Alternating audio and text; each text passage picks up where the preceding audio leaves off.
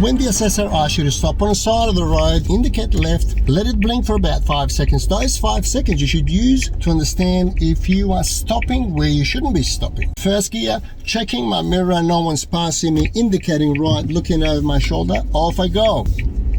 If you have a car parked, even if it's sticking out a little bit like that, you got to indicate mirror, blind spot before you deviate, then switch it off. When you pass the vehicle, then indicate left, look over your left shoulder to see if the car started to move. So now you don't know when the assessor will ask you to come back. By that point in time, generate speed and wait for the instructions, but don't slow down significantly. A big thanks to Northside Rentals for sponsoring this video. We'll talk more about renting quality cars in Western Australia later on, but now let's cover the basics about exercise left something behind, starting with where you stop and why. Avoid parking next to any type of intersection on both left or right hand side, and here is why. If there's a side street at a short distance and somebody is turning left, the driver will naturally look to the right hand side to give way, but if there's no traffic coming from their right side, they will commit to turning. But what about if there's a car overtaking your parked car? They will likely collide.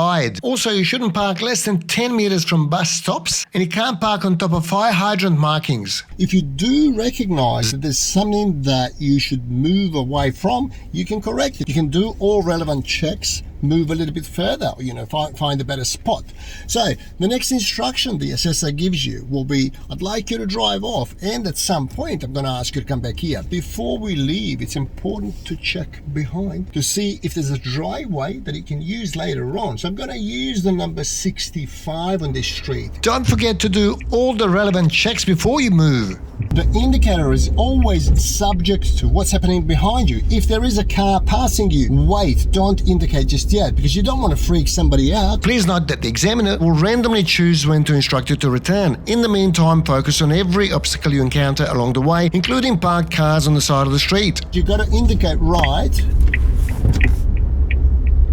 and then check the blind spot, and then pass them, and then check the blind spot on the left side after you've passed them. The last instruction that the assessor will give you is to return back to the house where you started. As soon as you receive the instruction to come back to the same place, you have to indicate right, providing that there's no street coming on the right hand side, and also don't start to turn too early. At least get your front bumper to the center of the driveway before you start turning. Now go to first gear, of course, if you're driving a manual car, and watch your clutch control. Treat curbs leading you to a driveway the same as you would treat speed bumps. Angle the car slightly to the right. If you're using the driveway on the right side, it's going to be easier for you to get out on the left. As you reverse out of the driveway, you have to give way to any oncoming traffic. Finish parallel and as close as possible to the curb. First gear, checking my mirror, no one's passing me, indicating right, looking over my shoulder. In case you're wondering, what am I doing checking my shoulder? Because I've been checking my mirror for the last 10-15 seconds.